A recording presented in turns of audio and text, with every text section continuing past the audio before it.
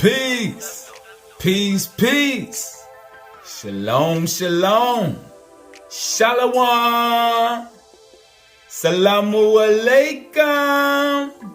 And welcome to another day to labor in the vineyard of the Most High with your brother. Another day to get in the word to see what the Most High got to serve. And what we gonna eat on today? We gonna eat on one of our indigenous spiritual systems, and we gonna piggyback off of the last lesson so that we can get a better understanding on how the spiritual realm work hand in hand with the physical realm. Alright, as far as the individual beings in both working hand in hand. So in the last lesson, we seen how Michael, the archangel, was the head of the armies in the spiritual realm that was constantly at battle with Lucifer and his angels. Alright? In the beginning and also in the end. Alright? And we seen how the ministering angels work with us in the flesh. Alright, so that's one example of the spiritual realm working hand in hand with us that the Bible left out and didn't tell us that mystery right there, as far as that we had access to that. So now we're gonna go a little farther and learn about the Orishas in Yoruba, the Yoruba system with the Orishas, or in Voodoo it's called the Loa. But they also are entities in the spiritual realm that's here to assist us, to help us. And there's nothing wicked about it. Just like with the ministering angels, it ain't nothing wicked about it. It's just that we done got took away from knowledge of our own culture and the things that we used to do. And we done got caught up in this European Gentile mindset. And that way we view things involving the spirit, we've been taught that is evil.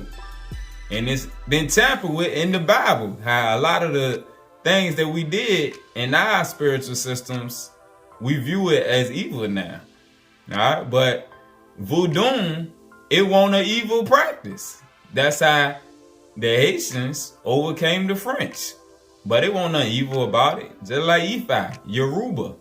It ain't nothing evil about it. But I mean, just like with everything else, you always got those who gonna use it the way it's intended to be used. And you always gonna have those who try to manipulate the forces to their advantage. Same thing that go on with us in the Hebrew culture. The same thing that go on in the Christian church. The same thing that go on in Islam and every other spiritual system and religion. You got a good side and you got those who use it for wickedness. Alright?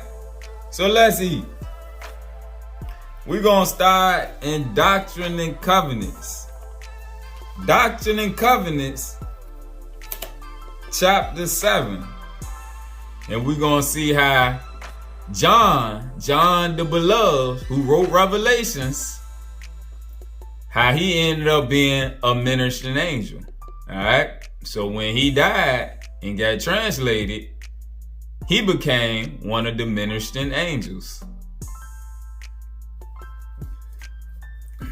Now we know in some of our indigenous spiritual systems, we teach about how the ancestors are working with us. And due to us being pulled out of our culture, some of us view it as wicked when people pour libations to the ancestors and how they commune with them. You might leave out a plate of food for them that you knew that they liked or whatnot. It's more like a friendship still in the spiritual realm. We view the spiritual realm the same as we viewed them when we was here. Because at our core, we knew that we were spirits. And spirit-to-spirit contact and spirit-to-spirit transmission is real. But due to us getting Europeanized in our mindset and stuck in Christianity and Hebrew teachings, we done got pulled farther and farther away. And that was something I never could understand with the Hebrew brothers, where the African things that they got over there, they don't identify with none of it because they think all love wicked. And I never could understand that right there. Jerusalem is in Africa. They might have changed the name and called it the Middle East, but Jerusalem is in Africa. So for you to not identify with nothing over there that the indigenous tribes did, and to think that this Hebrew culture just popped up out of nowhere and was so different, you terribly mistaken. You don't realize the powers that Yahweh possess. And he said the things that he did, we should do also. He raised the dead. Now today people would say that that's wicked. Some people would say that that's voodoo. He raised the dead. He sent spirits from out of somebody into an animal. When he sent them spirits into that pig. Alright? He controlled the elements of the sky. He had power in the spirit, even though he was in the flesh. But if you read all his different stories, even in the other books, like the Coptic Gospel of Thomas, the Gospel of Philip, the Dialogue of the Savior, the Dialogue of Truth, all the different books telling what he did, he had power in the spirit. That today, the Europeans would tell us that that's voodoo. But he just understood the powers of the spirit. All right. The Most High said, all things I created was good. Let's see. Doctrine and Covenants, chapter 7, starting at verse 1. And the Lord said unto me, John, my beloved, what desirest thou? For if you ask what you will, it shall be granted unto you. And I said unto him, Lord, give unto me power over death. This John that wrote the book of Revelation. This him speaking right here. Speaking to Yahweh, speaking to Christ. And John said unto him, Lord, give unto me power over death, that I may live and bring souls unto thee. And the Lord said unto me, Verily, verily, I say unto thee, because thou desirest this, thou shalt tarry until I come in my glory, and shall prophesy before nations, kindreds, tongues, and people. And for this cause the Lord said unto Peter, if I will that he tarry till I come, what is that to thee? For he desired of me that he might bring souls unto me.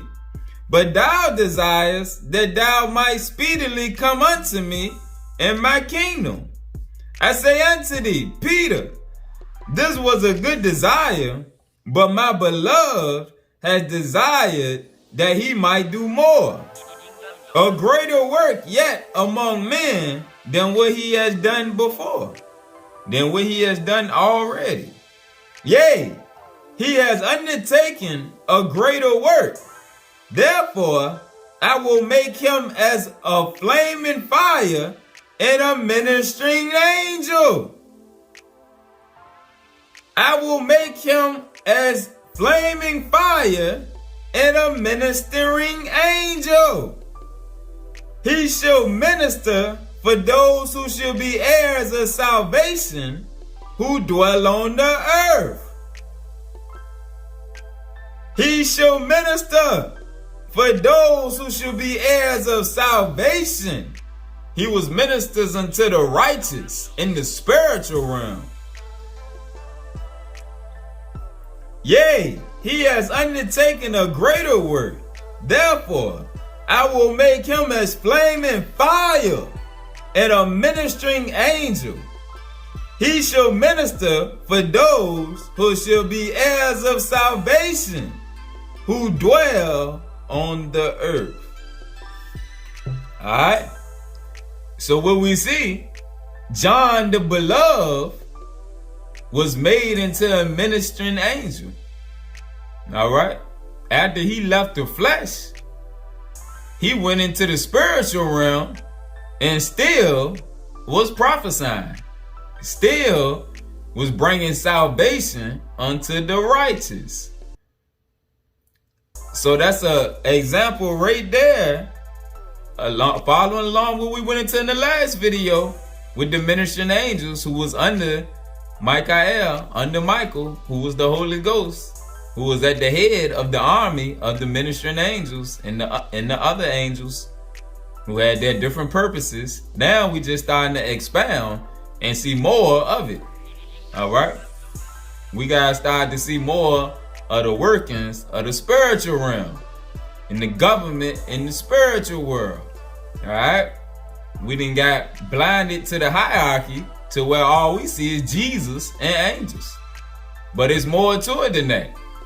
We got ancestors. John the Beloved will be an ancestor, just like Adam, who became Michael. An ancestor that left and went into the spiritual realm and started working behind the scenes, so to say. That's the same thing we got in the indigenous systems when they pay homage to the ancestors, who they say are still helping them and protecting the village and protecting children and protecting different people and helping them. All right, so we got an example right here of John the Beloved. Go to Doctrine and Covenants 93. Doctrine and Covenants 93. Starting at verse 33. For man is spirit. For man is spirit. The elements are eternal. And spirit and element, inseparably connected, receive a fullness of joy. Yahushua, Jesus, was connected with the elements. How you think he controlled the weather? When the storm came and they was on the boat and his disciples got nervous. Wind, water, rain, they elements. For man is spirit. The elements are eternal. And spirit and element, inseparably connected, receive a fullness of joy. The body is made from the elements. That's why some brothers and sisters can heal with their hands. The spirit in the hands manipulate the elements. The elements of the body react to the spirit within the hand of those who got healing hands.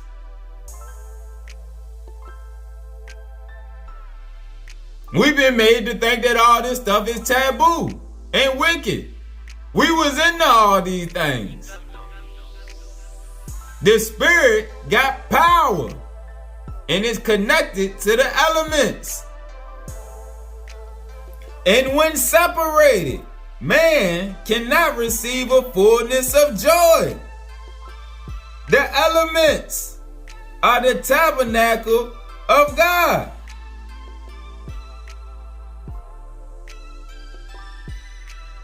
Now we know that the Bible teaches us that we are the temple of the living God. But the elements, it's saying right here, are also. The elements are the tabernacle of God. Yea, man is the tabernacle of God. Even the temples. Know ye not that ye are the temple of the living God? Elements are the tabernacle of God. Yea, Man is the tabernacle of God, even temples. And whatsoever temple is defiled, God should destroy that temple. Alright? So the elements in the spirit go hand in hand. They work hand in hand. Through the spirit, we can manipulate or have power over the elements in the sealed portion. It got parts that go into that. And how Christ's mind's eye, his mind's eye, was more unlocked than all of the other children that came from Adam and Eve. So that he had more control over the elements. Because the Most High knew that he won't gonna do nothing crazy with it. It say that. Alright? The Most High knew that he was gonna follow his will. But the rest of us got to go through our time of probation in the flesh to see if we are worthy to receive those powers. All the movies, the X-Men, all them superhero movies, Doctor Strange, all of them is about us and the powers that we had. That's why all of the superhero movies, they connected to elements.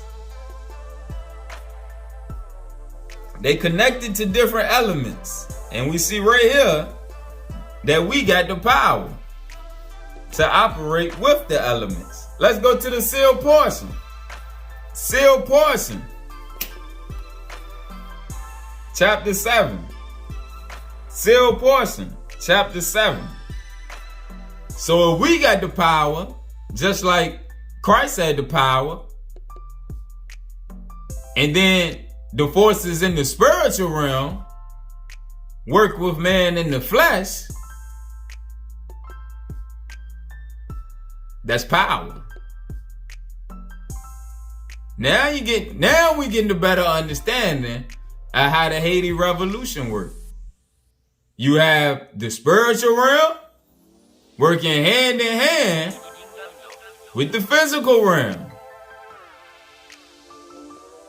fighting together. When Christ said he returned, he gonna return with 10,000 of his saints from the spiritual realm.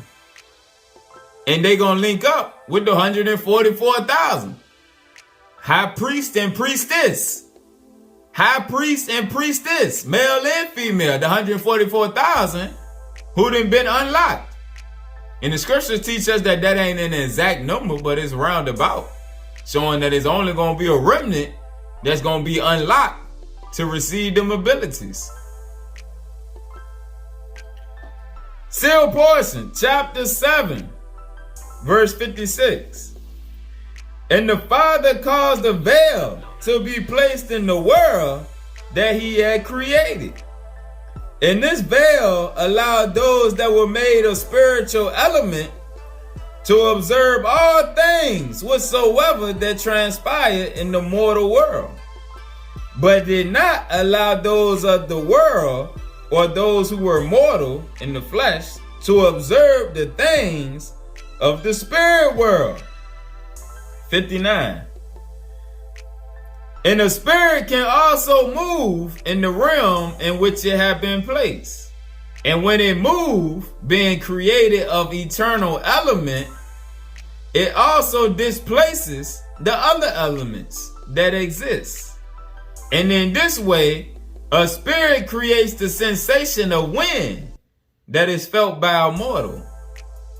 Nevertheless, a mortal cannot see the spirit unless he or she is allowed this privilege by the gift and power of God. So sometimes when you just feel a cool breeze come across you out of nowhere and you in the house, that's a spirit. It might not be a wicked spirit, but what it's saying right here, when a spirit moves, it creates a sensation as it of wind that is felt by a mortal. Just like older folks, they'll tell you when they heard creaking noises in the house or something, oh, that's old such and such. I grew up with older people. I done heard them say it. older people will tell you. They know that the spirit world and the physical realm is connected. All right? But they don't look at it necessarily as a scary thing or a spookism type thing. They just know how it operates.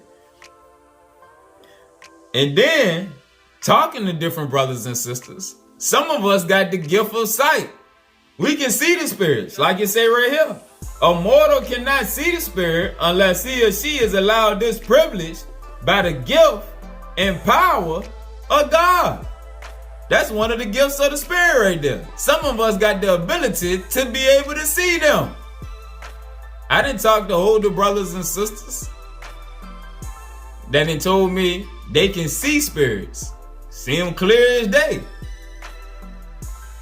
Older brother told me, he said, nah, just all you gotta do is ask the Father to reveal them to you. I didn't ask, but I can't see them. That ain't one of my gifts. And it allowed me to better be able to see how some of us got different powers than the other ones, but they all work together within the body. Me, I can hear them. That's how some of these lessons come about. And when I'm asleep, certain things they tell me that I hear and it'll wake me up. But I can hear the voice, I can perceive the voice, I can recognize it, but I can't see them. So all of us got different gifts when it comes to interacting with the forces in the spiritual realm. That's why unity is the key to the body. Because everybody got a different ability within the body. Just like the brothers and sisters that I was talking about with the healing hands. That's a gift from the spirit right there. You can heal with your hands. Alright? So we got all type of gifts that's been given to us by the spirit. Alright? 60. And so it is that all of the children of the Father, whether they are spirit children or those spirits which have taken upon themselves a body of flesh and bone, which is mortality, exist in the same world that was created for them. Therefore, there's a mortal world and also a world of spirit. And in the spirit world, the children of the Father observe and learn all things whatsoever they might learn from observing the actions of those in the mortal realm, which these spirits have either once been a part of or of which they will one day be a part of.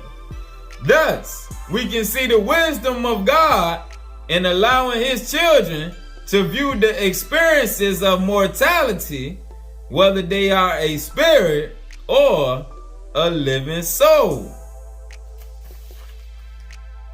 Go over to chapter 8.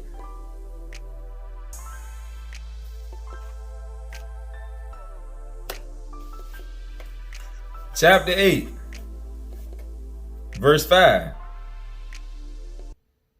Starting at verse 4. And many have believed that there exists a spirit realm that cannot be seen with mortal eyes. Nevertheless, they do not understand this realm, nor do they understand its operations and its government.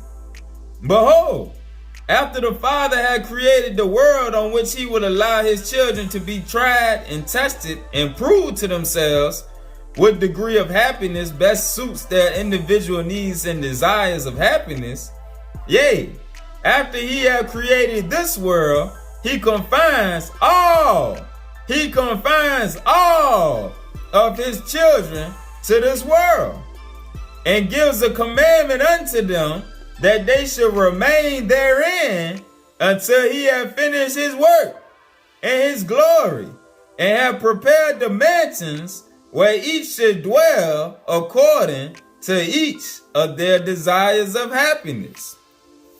Therefore, all spirits are confined to the atmosphere of the world in which they live, and they cannot exist outside of the boundaries that the Father has set according to the laws of nature that govern the boundaries of all the planets that are capable of producing and sustaining life.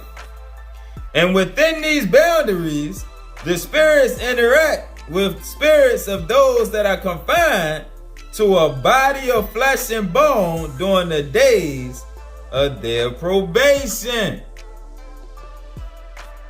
And within these boundaries, the spirits interact with the spirits of those that are confined to a body of flesh and bone during the days of their probation. The spiritual realm, in the physical realm, we all locked in here together. What did we read? Man is spirit.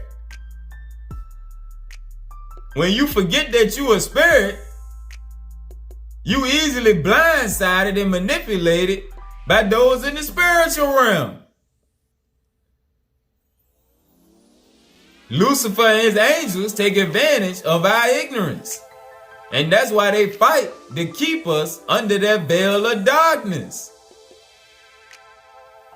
That's also why the Gentiles use Christianity to blind us to all of the spiritual powers that we once possessed and the spiritual abilities that we still possess. They dumbed us down spiritually. Now we see our indigenous spiritual systems and we think that it's wicked. We don't understand that all they did was turn us against ourselves. You take the X-Men and you tell them that their abilities is wicked because you blinded them for so many years. And now, when they see other people that's like them that got their abilities, they think it's wickedness. Christ saying, these things I do, you should do. And you should do greater things because I go to the Father. So if we should do greater things than raising the dead, what do that tell you? He said, greater things than these ye should do.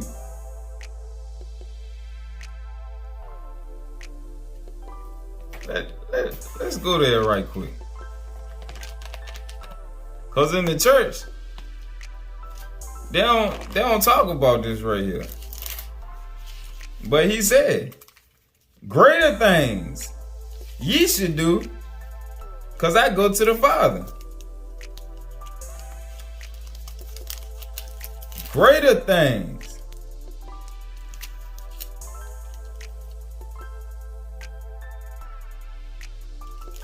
Because he raised up Lazarus. And if he raised up Lazarus, now, when we hear brothers and sisters talking about raising the dead, we think that is wickedness. We don't know. It's not wickedness. It's spiritual power that's been given to us. John chapter 14, verse 12. Verily, verily, I say unto you, he that believes on me, to believe means you follow. You do what he do. It don't mean just simply, oh yeah, I believe that you was the Christ and that's it. No, you believe with your actions. He that believes on me, the works that I do,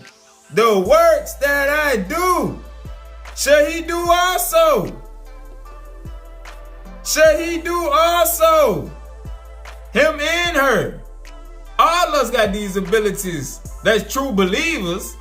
All of the spiritualites are going to be endowed with these same abilities. If it wasn't so, he wouldn't have said it. He that believes on me, the works that I do, shall he do also. And greater works than these shall he do. Because I go unto my Father. So if he control the weather, why we think we can't control the weather? If he controls spirits, why we think that we ain't supposed to be able to cast out wicked spirits? If he had the ability to bring life back into the body, why we think we ain't supposed to have that same ability to do that? Why we think when we heard brothers and sisters saying that such and such then raised the dead, and we heard that and we automatically assume, oh no, they into witchcraft and all that. No, Christ did it. And whatever he can do, being our brother, like he just told us, we supposed to be able to do it too.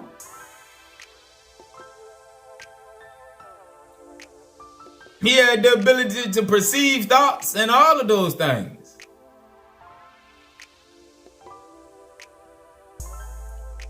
He that believe on me, the works that I do, shall he do also. But when Christianity teach you to just believe, that's all you need to do. No, that ain't even what believe mean. They dumbed us down spiritually. They don't teach us that everything he did, we supposed to have them same abilities. We supposed to work hand in hand with the spiritual realm like he worked hand in hand with the spiritual realm. Even though our powers ain't been completely unlocked yet. What you think the awakening is about? We've been reading it in multiple verses, multiple chapters. Awake, awake, O Jerusalem. Yeah, that's what the awakening about.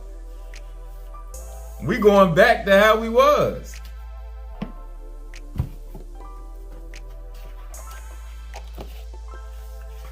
Now, let's go to Yoruba, E5. Study one of our indigenous spiritual systems. This book by Baba Ifa Karande. Your brother right there.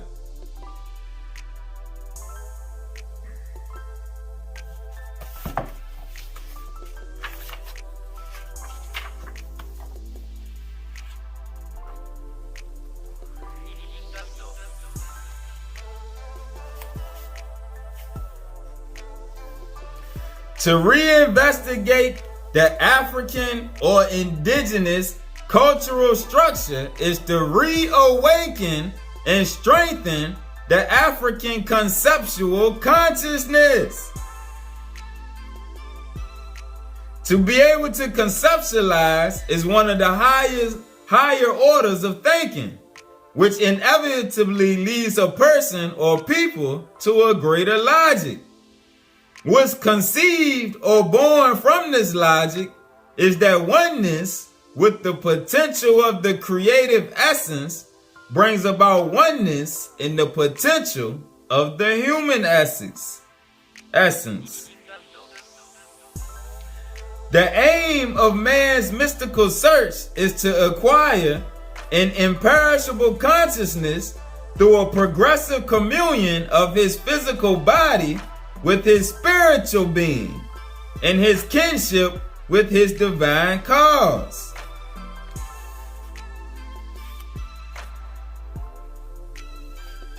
The aim of the mystic or Yoruba sacerdotal orders isn't to dwell upon occult powers, but to seek divine essence and balanced character.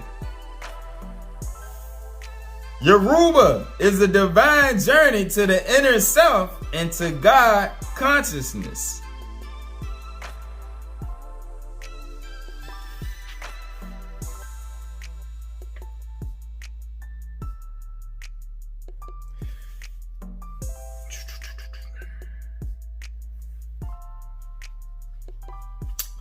The Yoruba concept of ancestors and Orishas, which the Orishas, in Christianity, they call them angels. All right? They call them angels. Let's go up. As divinities and angels in religious context, they, the Orishas, were created and sent by Oludumare. That's the name of the supreme being, whom we would call Ahaya or Yahweh or Allah. Their name is Oludumare. As divinities and angels, the Orishas were created and sent by Oludumare to assist in the spiritual and physical evolution and upliftment of humankind.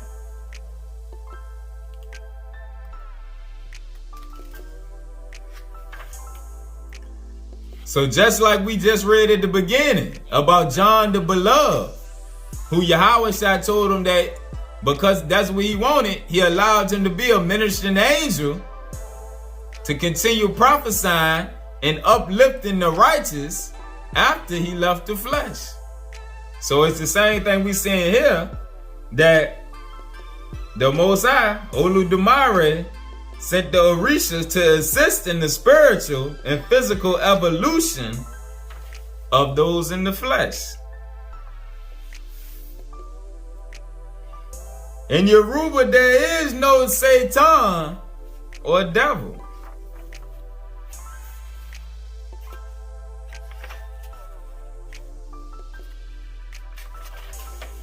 All right, let's read about Orumila. I'm going to show you this name right here. Because we're going to see, you're going to recognize the story of Orumila real quick. And we're going to see how the story of Yahweh, the story of Yeshaya, is not exclusive to the Hebrew culture. The indigenous people, we had different names, but we're going to see it's the same. Orumila is deemed the prophet of the Yoruba system and culture. It was Orumila who developed and expounded upon the system of exoteric worship known to this day as Ifa. Through the study of human nature and divine nature, Orumila saw that dual levels of potentiality existed. According to the Yoruba religion or spiritual system, Orumila is said to hold a position comparable to the Son of God. He's also said to have been present when Oludumare created all beings. The same as Yahweh. He was there from the beginning. In the beginning was the Word, and the Word was God, and the Word was with God. The only difference right here, Orumila is not God, but he's second in line to Oludumare. Hence he knows the truth of all beings, and two, the destiny of all beings. Orumila and Ifa is similar to Yahweh with the Hebrews.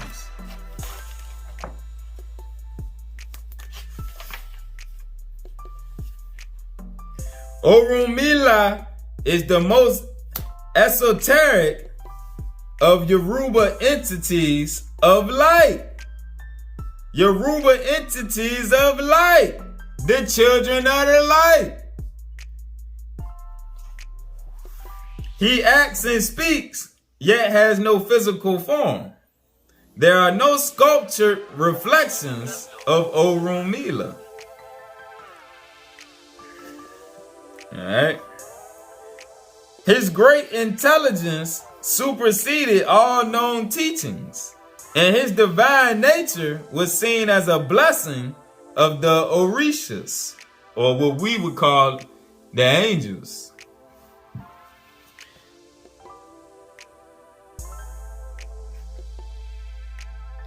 His name means only heaven knows the way to salvation.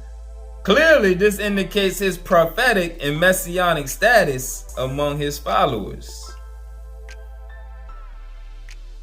According to oral tradition, Orumila is described as a Yoruba man who came to El Ife in order to teach a system of ethics, religious belief, and mystic vision. It must be reinforced, however, that Orumila merely assessed and delivered systems of consciousness, systems of conscious evolution, by means of life study, ritual, and spiritual beliefs that existed eons before his birth. Just like our big brother, Yeshaya.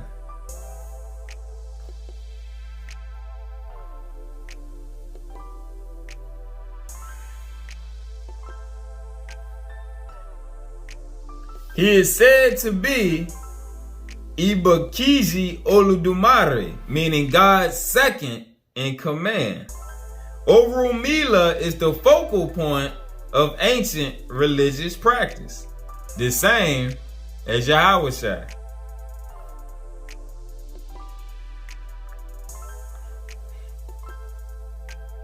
The teachings of Orumila provide religious aspirants with the means and potential to reach what's called in Yoruba tradition as Tiatite, alignment. By studying the Ife body, devotees strive to reach a state of divine oneness.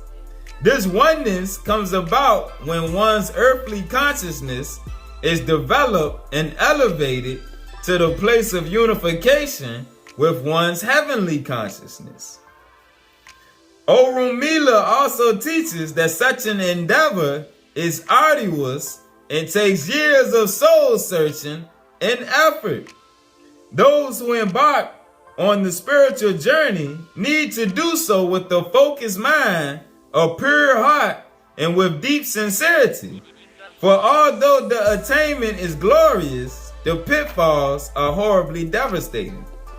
Wisdom, ritual, and transcendence are the key elements of Orumila's teaching. Destiny, from a religious point of view, describes a person's return to the inner realization of primal essence or divine being. Orumila proclaimed that humans must return to their divine nature or state of being, that our destiny is to reach or return to our divine state internally and heavenly, and that each of us is to live upon the earth plane existence as a reflection of that divine state.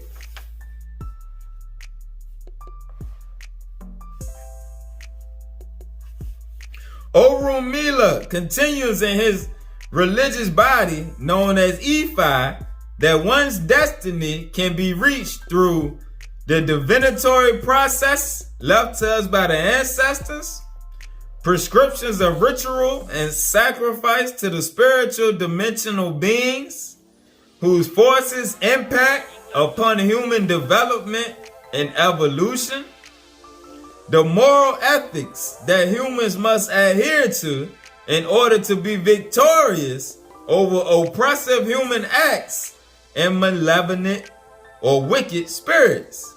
The moral ethics that humans must adhere to in order to be victorious over oppressive human acts and wicked spirits.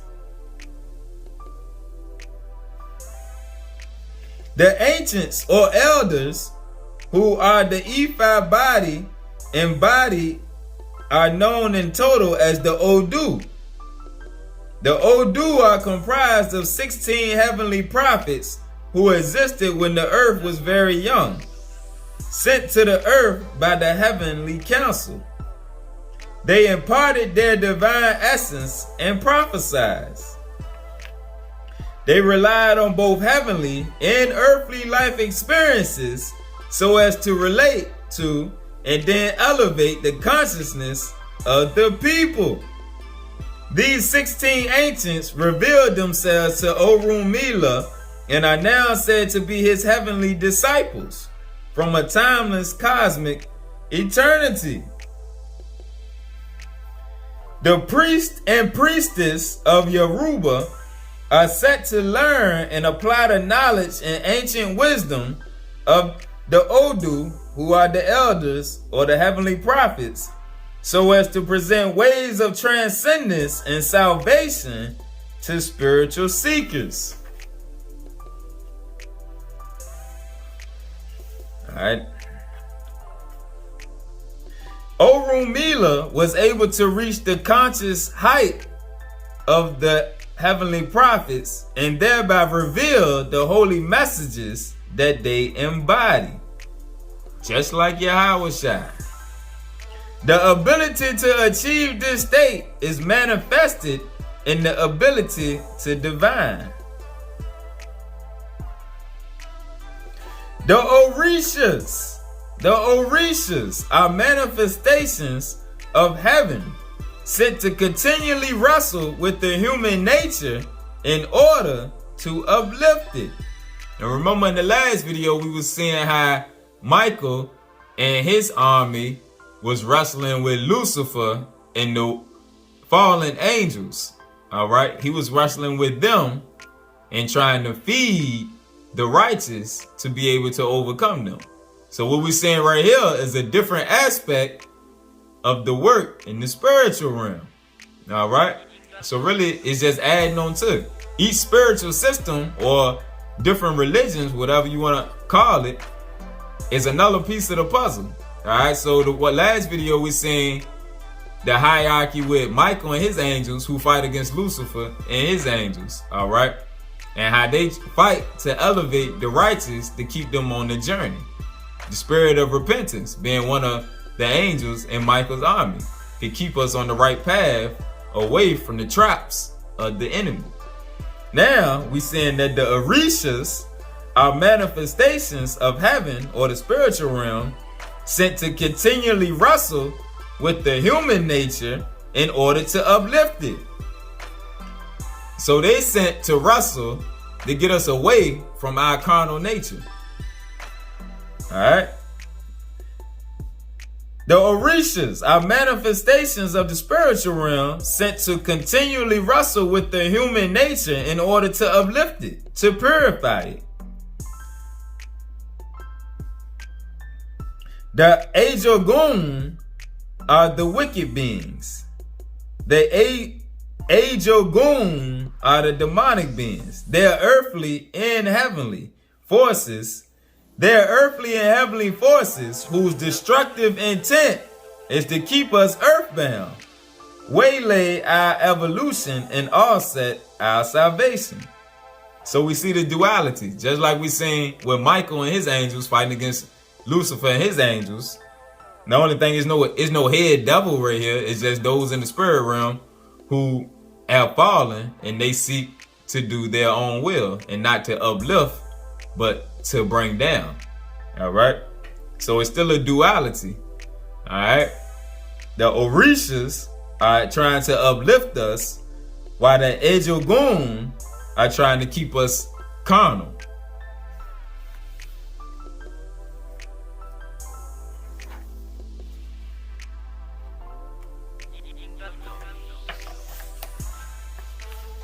Chapter 3. The Orishas. That's how you spell it.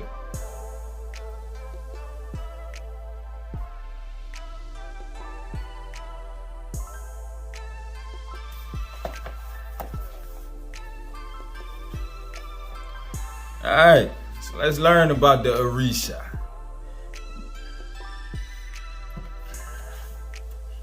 Before we go into the Orisha, I just want to show how this also, I'm going to go to the wisdom of the Jewish right quick. To show how this was in all our cultures, just so we won't think that just we're African. Right here where it got the gods of Dana, and we know Dana is the queen of heaven, the goddess of goddesses, as we read about her. But right here, we got Tyrannus, we have a masculine aspect and a feminine aspect. Tyrannus, who would be the god of thunder, and Andata, who is a warrior goddess. Then we got Esus, meaning Lord. Then we got Sirana, a healing goddess. Belenos, sun god. Belisama, a water goddess. Alright? So there's a duality. We always had dualities. We had a masculine principle and a feminine principle. Even when it came to the angelic forces. Alright? So this one example. And then if we go into the wisdom text, we seen the other day how Nectar and the Netaru, which the Gentiles had taught us that we had all type of gods trying to make us polytheistic, but these are attributes. Like the Quran say the 99 attributes of Allah. The Netaru are attributes of Nectar. Nectar being the Most High. Just like Oludamare being the Most High. The Orishas stem from Oludamare. The Netaru stem from Nectar. The ones we just seen in the Druid book, they stem from the Most High. All right. So that was in all of our spiritual systems. Christianity came with something different, and they tried to make it seem like everybody else was worshiping multiple gods, but it just won't give it to them to understand it because it's our stuff, and they can't understand our stuff, so they keep us away from it. They taught us all these religions was polytheistic.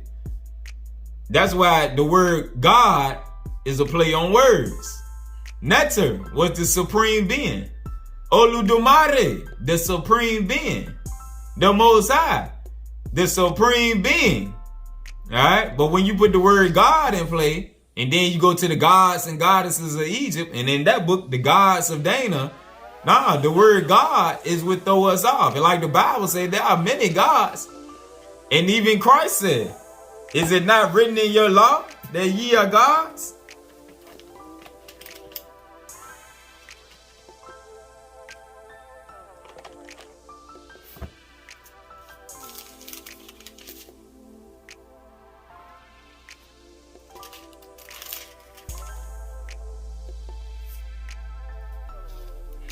Yeah, Christ said also, is it not written in your law that ye are gods?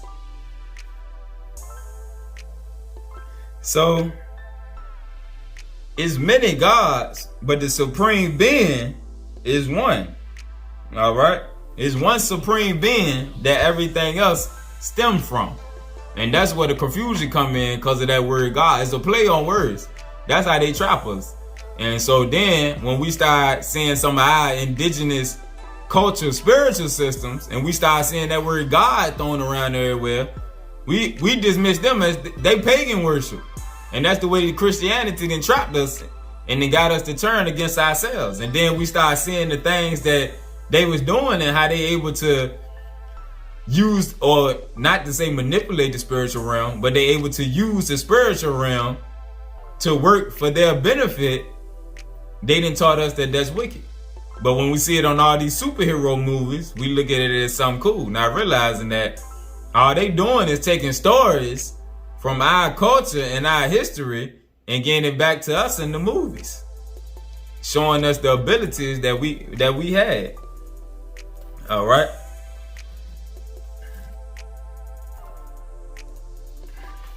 I'm gonna give you an example.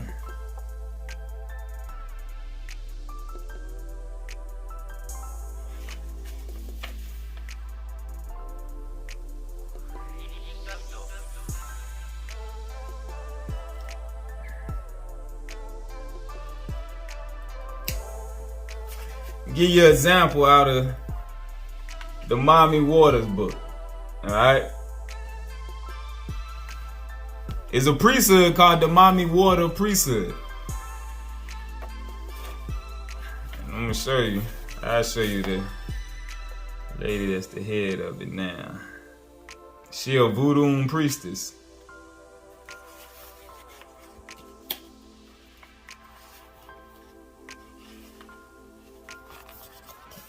Mama Zagbe, a Voodoo priestess.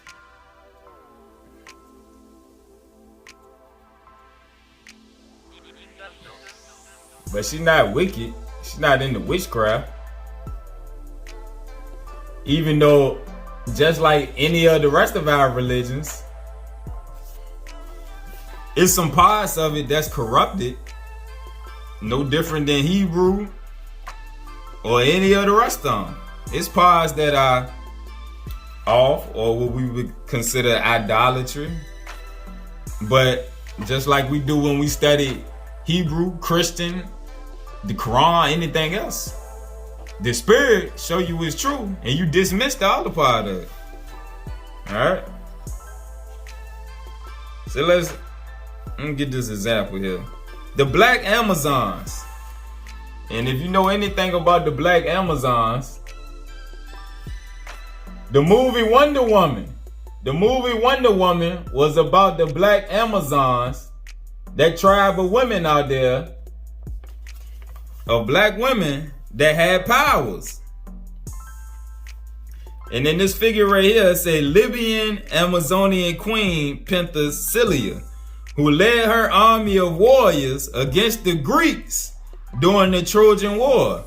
She was eventually killed by Achilles, who allegedly found her beauty so irresistible that he sexually seduced her dead body. But she was one of the warriors. Alright? And these female warriors, let's read. They were the original shock troops, fighting in defense of the ancient temples and kingdoms of the black matriarchs, which dominated the ancient world. It was the Black Amazons who were the first to domesticate and to ride chariots and horses when the Greeks did not.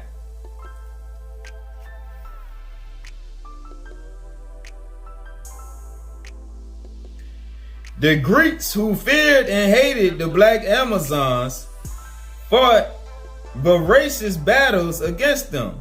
One of their most famous battles with these fearless women warriors was in Attica, in ancient Athens, which ended in a truce. The Greeks, who feared and hated the Black Amazons, fought voracious battles against them. Hold on. And what we're going to see, the patriarchy, the men came together to battle against these females. As patriarchy held sway around the world, the foreign invaders, i.e. the Assyrians, Greeks, Turks, Romans, and others, on many occasions will often join forces with the Amazons' African patriarchal enemies in order to defeat them. The African patriarchs, having superior knowledge of their ritual magic, therefore knew how to fight against them successfully. So we see the division. They went and got the brothers, the patriarchs, the indigenous or African, whatever you want to call them, because we two of a kind. We had the powers and the women had the powers. But the only way that they could shut the women down, they had to come recruit some of the traders over here to fight against our own. In fact, many of the epic tales recounting the greatness of black heroes such as Hercules, Theseus, and others was due to them being able to defeat the Amazonian queens by stealing their ritual girdle, talismans, thunder axes, etc. The thunder axes that you see on Thor and all that stuff. We had all them things. Thereby defeating the source of their enormous military might. Once conquered and destroyed, these men were held as heroes.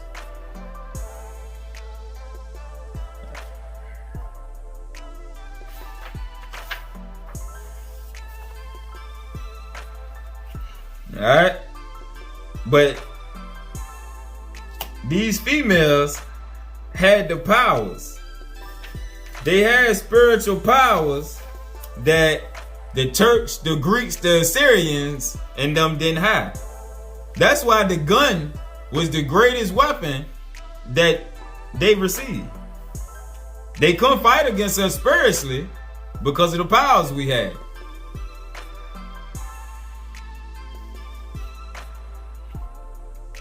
But then that the spiritual realm was working with us, they just had to come with the guns. Alright?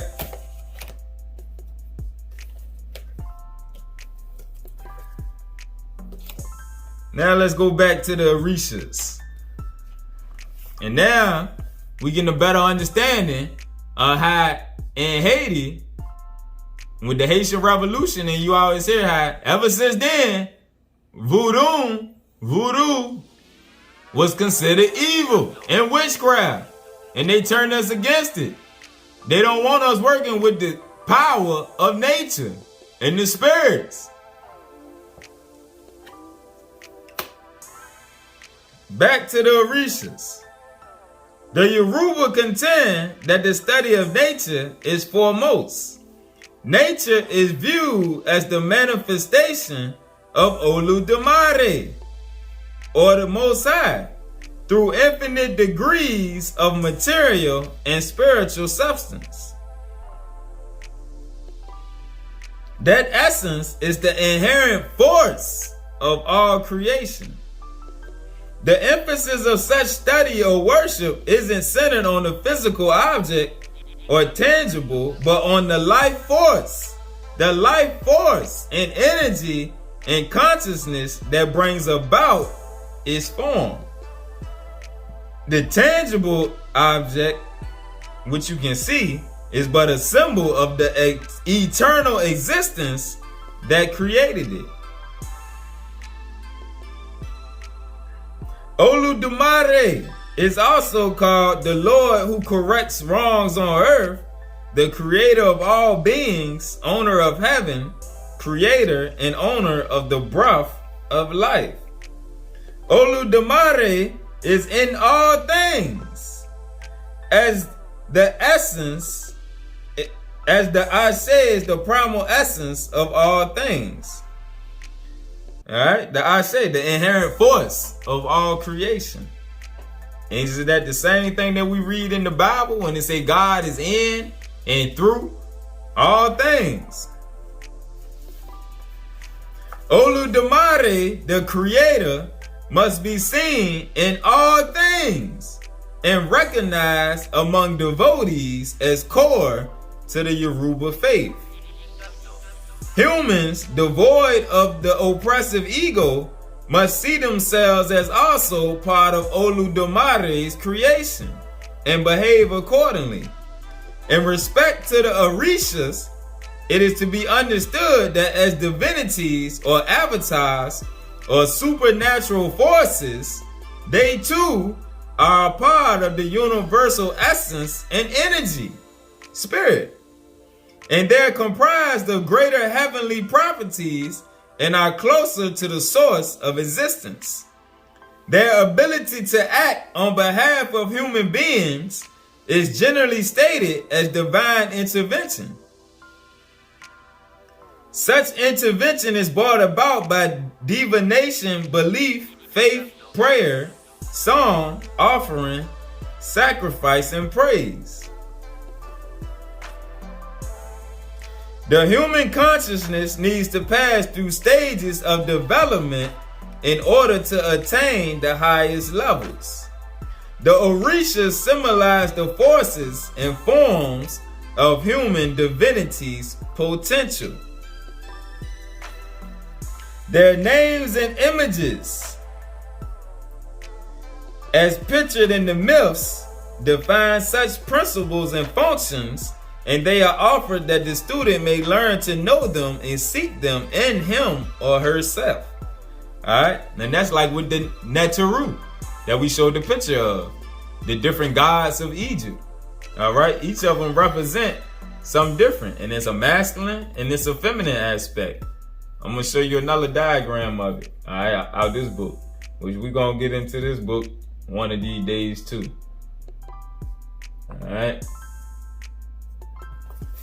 The mystical journey from Jesus to Christ. All right, so this is the Kemetic or Egyptian pantheon of what they call gods. But really, they similar to the Orishas. It's a spiritual system that we have. And it's a masculine and it's a feminine. Shu and Tefnut, Geb and Nut, Asa and Aset, who is the two famous ones most of us know as Osiris and Isis. Then you got Set and Nebuchadnezzar, and then you got Haru. Haru was the son of Osiris and Isis, who Haru is the Redeemer. All right. In the Egyptian pantheon, Haru will be similar to Yahushua. The same way in Yoruba, we just read about Orumila, who is similar to Yahushua. All right? Let's keep going. The Yoruba maintain that worship of the Orishas assist in the development of balanced character and balanced attitude. Thus, the fundamental reality in respect to the divinity of self and the heavenly forces is that of pure and enlightened character development. The connection between one's consciousness and behavior is clearly seen as reciprocal and relative. That is, the more enlightened one's consciousness becomes, in respect to the divine, the more one's behavior reflects the divine. Thus, the individual is deemed saintly or priestly in their development and endeavors. Now, let's go into some of the different Orishas. All right, let's go into a few of them. The first is Isu Elegba. Isu as a divinity is viewed primarily as the powerful holder of the Ashe or creative potency of the other Orishas. He's the messenger divinity who delivers sacrifices or offerings to the Orisha from humans and from one Orisha to another. Isu holds a conflictual position among humans and Orishas alike, for he's the one who tries their souls.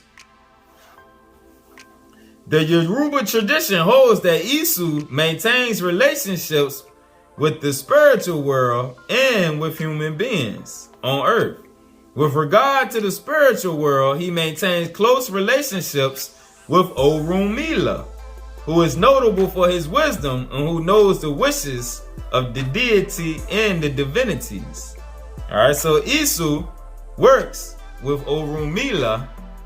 All right.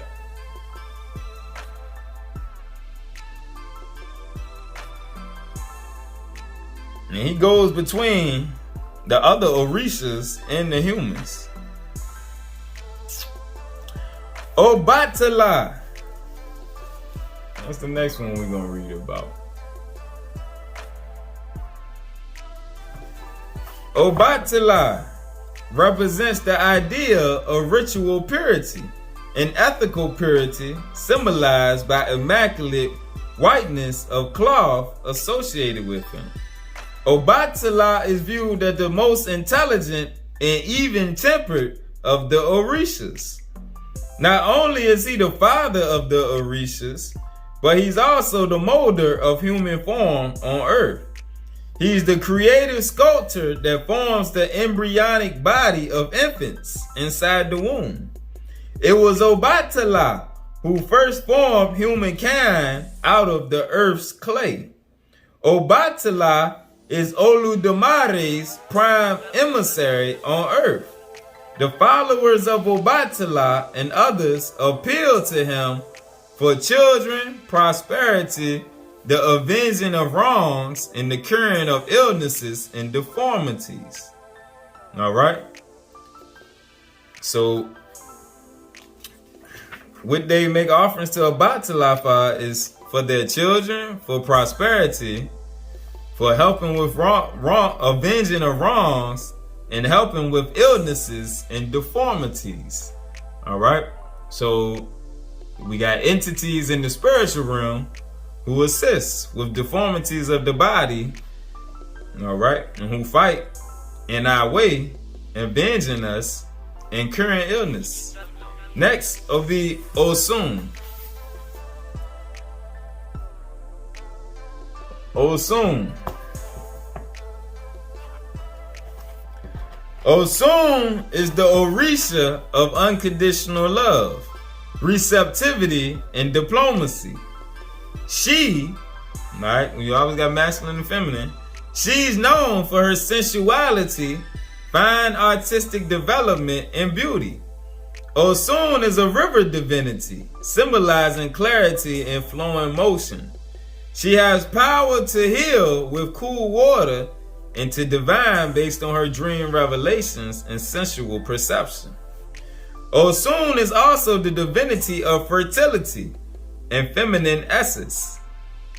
Just like in Egypt, I believe it's Hathor who has to do with fertility. All right. Women appeal to her for childbearing and for the alleviation of female disorders.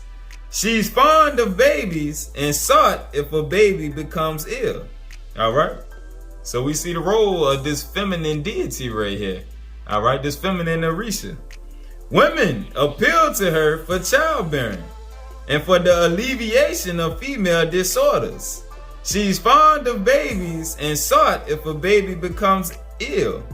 She's known for her love of honey. Osun is the Orisha of the humanities and fine arts. All right. And as if you get to studying it more, you'll know how they make offerings unto the Orisha to come and assist them. All right. It's a whole nother spiritual system, but it's not idolatry how we've been taught by Christianity. All right. It's working with the spiritual realm.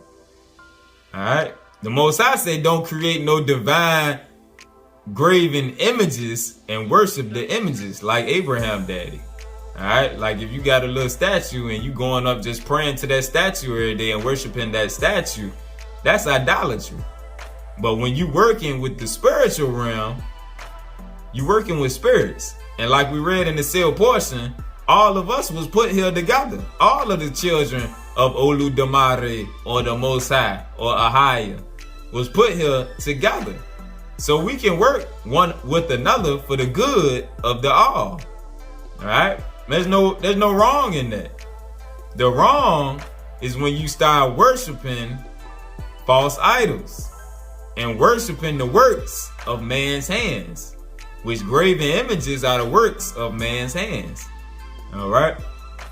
Then you're not putting your faith in the spirit or the Most High or the entities in the spiritual realm that's set for your protection and guidance. All right. So that's the difference between the idolatry that they teach us, that all these African spiritual systems is full of multiple gods and all that. Nah, they don't understand the order in the spiritual realm. We will sit here to assist one another. All right. When we die, that's why with us, it wasn't the same as when we talk by the Gentiles or whatnot. All right. And we would live our lives completely different if we didn't have that Gentile state of mind where you live it up this one time because you only live once. So you just wild out and go crazy and do stuff that don't make sense because you think you only live this one time. Nah, that's not true. And then you're ignorant of the spiritual realm. So you don't realize the forces that you attract to you or the forces that's here to assist you in this realm. All right. And let's just keep eating. Next is Ogun. Ogun.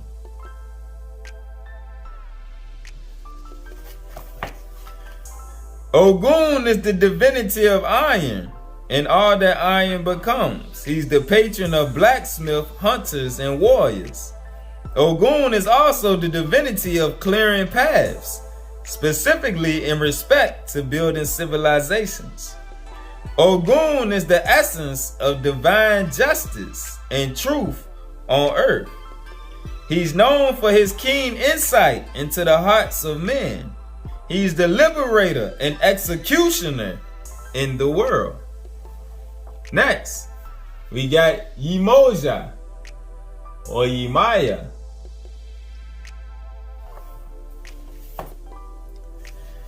Yemoja is the divinity of all the oceans.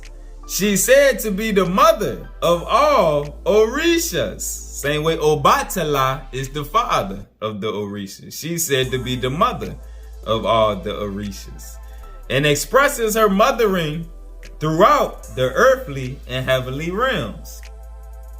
Yemoja is the matriarchal head of the cosmic universe. She's known to be very stern and temperamental, and expresses the protective energies of the feminine force. Being of the earth essence, she's proficient in the secret arts and will use them to protect her devotees. And remember, in the seal portion, it say we are blind to the ones in the spiritual realm that's sent here to protect us. Alright? And if you ever watch videos with some of the people that's in these different spiritual systems, they'll say how in dreams some of these spirits come to them. Mami Water, Yemoja, Obatala, different ones come to them in their dreams. And we know in dreams, the spiritual world interact with your spirit. All right. Next is Oya. Oya. Oya is the divinity that guards the cemetery. More specifically, she protects the souls of the departed as they journey onward. Oya is viewed as a warrior with great strength. She stands well on her own, but is usually in the company of her counterpart, Sango. She's the deity of the storm and hurricanes. Oya is often seen as the deity of death, but upon deeper realization, she's the deity of rebirth, as things must die so that new beginnings can arise. Next one we're going to read about, Sango. Sango is the Orisha of the drum and dance. He possesses the ability to transform base substance into that which is pure and valuable. His devotees approach him for legal problems, protection from enemies, and to make bad situations better. Alright, those are a few of them. As devotees study the Orishas, they must remain true to the major objectives of Yoruba faith, to express divine character, intent, and attitude. The goal of Yoruba involvement is clearly stated by Orumila, the prophet. Divine and balanced character, oneness with all things, righteous living without regression. The culmination of these principles in one's life results in becoming the transcendental human. In addition, the devotees of Ifa, Yoruba, are to work earnestly and tirelessly to advance the world to a state of transformed goodness. The Orishas, as messengers, helpers, and patrons, act through the devotee for the sole purpose of the devotee's transformation, purification, and enlightenment. As Yoruba initiates expand their awareness, more Orishas are revealed, and the deepness of the Orishas are embraced on ever-increasing levels. So a few other ones are Olokun, who is the Orisha of the depths of the ocean, Oshushi, the Orisha of warriors and hunters, Iba-Ji, twin symbolizing the dual aspect of the cosmos. Oba, the river Orisha, goddess of the home. Agen-Yu, the Orisha of the volcano and core of the earth. Oko, Orisha of the farm. Erinle, Orisha of medicine. Osane, Orisha of plants and herbs.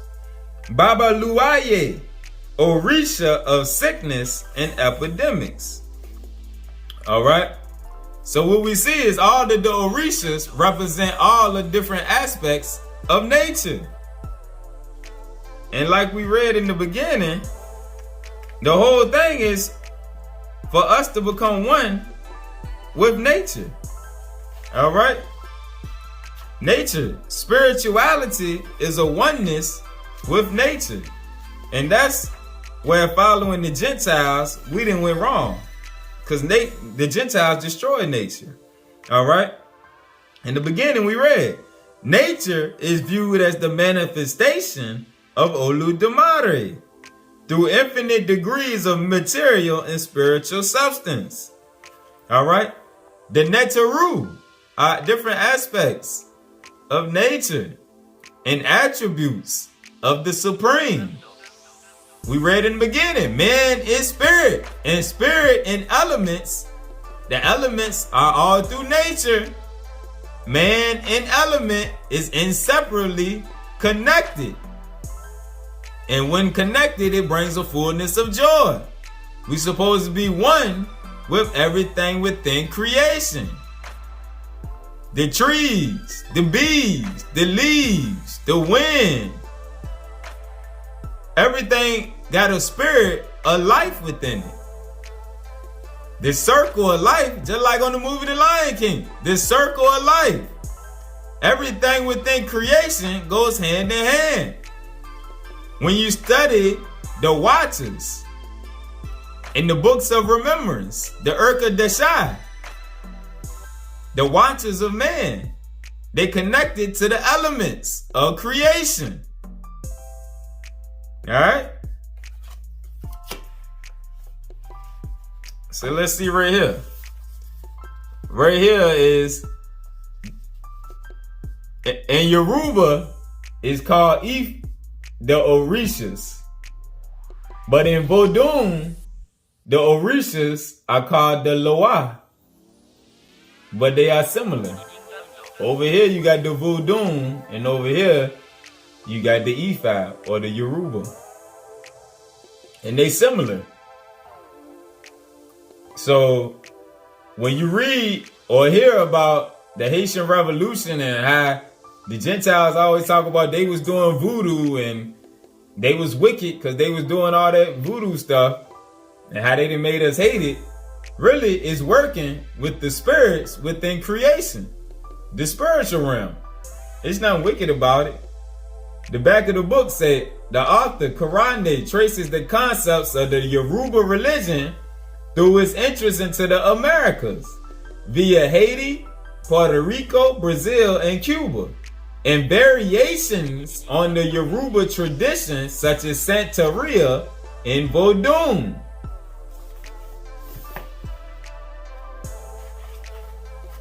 Now let's read about prayer.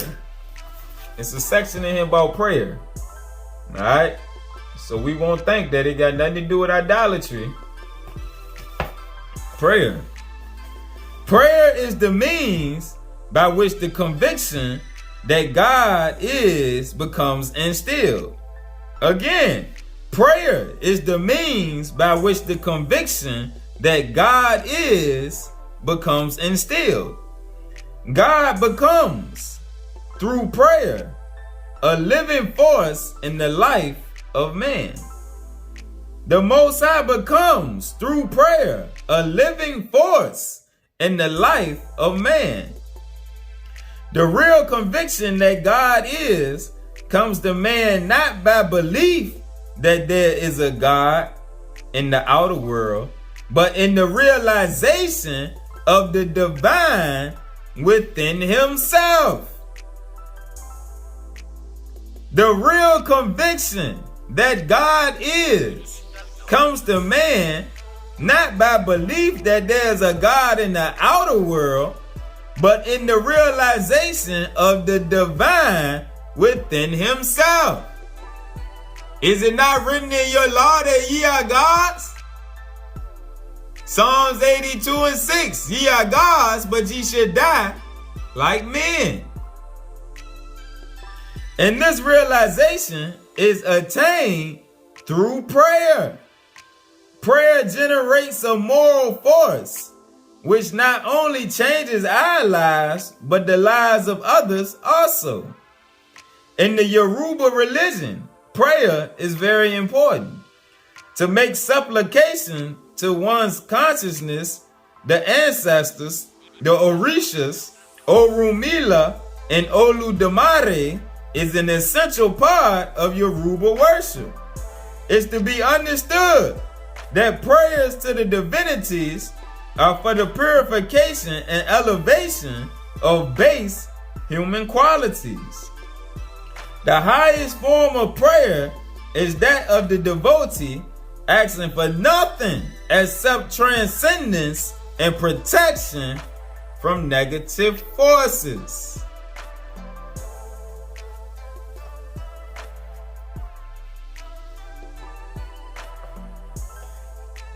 Look at the symbols on the cover. Alright, so I just wanted to open our mind up a little more as we continue our journey spiritually. Because we got to come away from the carnal mindset, the Christian mindset, the Gentile mindset, and we got to grow past just the Hebrew mindset. We got to expand that to having a spiritual mindset. And with the spiritual mindset, we can go into different spiritual systems and we can grab the good out of them and use it for our elevation.